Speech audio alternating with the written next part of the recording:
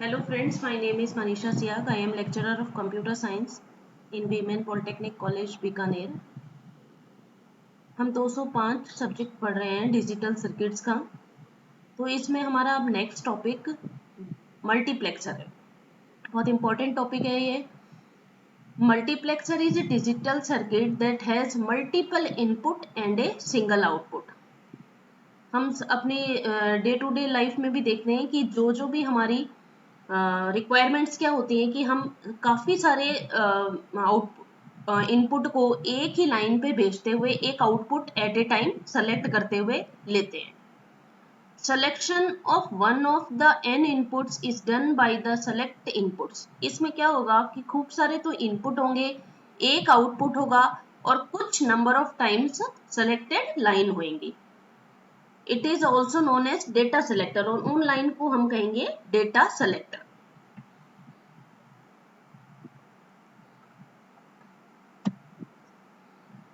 A multiplexer has n data inputs.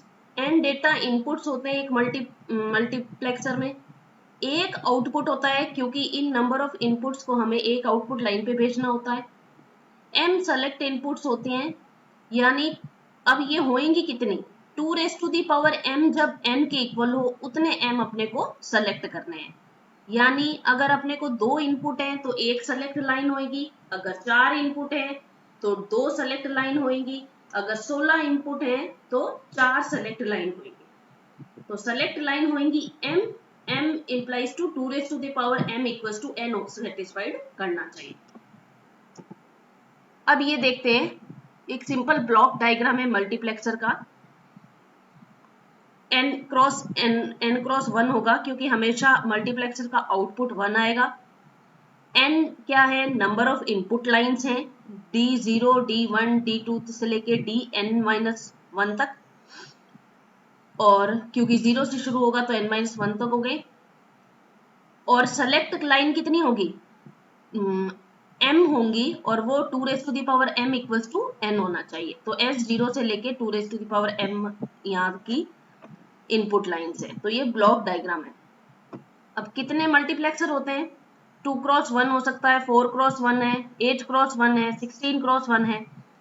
2x1 में एक select line होगी जो 2 इनपुट में से एक इनपुट को सेलेक्ट करने के लिए काम आएंगी।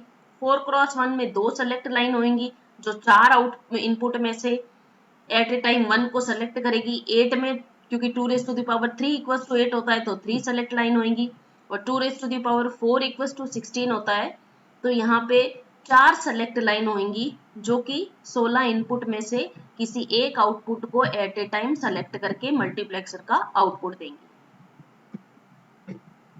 अब सबसे पहले हम सबसे सिंपल मल्टीप्लेक्सर से शुरुआत करते हैं। 2-1 मीन्स 2 इनपुट्स एंड 1 आउटपुट। यहाँ 2x1 का मतलब क्या है, 2 तो इनपुट है और एक आउटपुट है। तो अब ये ब्लॉक डायग्राम क्या शो कर रहा है, 2x1 में D0 और D1 दो आउटपुट इनपुट हैं, Y एक मेरा आउटपुट है, S एक सेलेक्ट लाइन है जो सेलेक्ट करेगी कि S जब 0 होगा तब तो D0 सेलेक्ट होगा और S जब 1 है तो D1 सेलेक्ट होगा। तो इसकी ट्रुथ टेबल में देखिए दो ही हमारे पास, S का जब 0 है तो D0 सेलेक्ट हो रहा है और S जब 1 है तब D1 सेलेक्ट हो रहा है। E एक इनेबल लाइन है जो क्लॉक की तरह काम आएगी। तो 2x1 का सिंपल डायग्राम कैसे बनेगा, the logical level applied to S input determine which AND gate is enabled so that its data input passes through the OR gate of the output. तो आउटपुट क्या होगा, D0 और S का बार, यानी जब 0 होगा तब D0 सेलेक्ट होगा और जब S 1 है तो D1 सेलेक्ट होगा। तो when S equals to 0 AND gate 1 is enabled and AND gate 2 is disabled, so Y क्या हो जाएगा, D0 आ जाएगा यहाँ से। और जब S equals to 1 होगा तो AND gate 1 is disabled and AND gate 2 is enabled, so D1 आ जाएगा। तो ये हमारा सिंपल डायग्राम है। D0 को हमने भेजा इस एंड गेट में और यहाँ से भेजा है S0 का नोट और इसको आगे डाल दिया Y में। इस AND gate second AND gate में क्या है, D1 भेजा है और S का 1 भेजा है और Y को हमने इनेबल कर दिया। तो ये सिंपल एक लॉजिकल डायग्राम है 2x1 मल्टीप्लेक्सर का।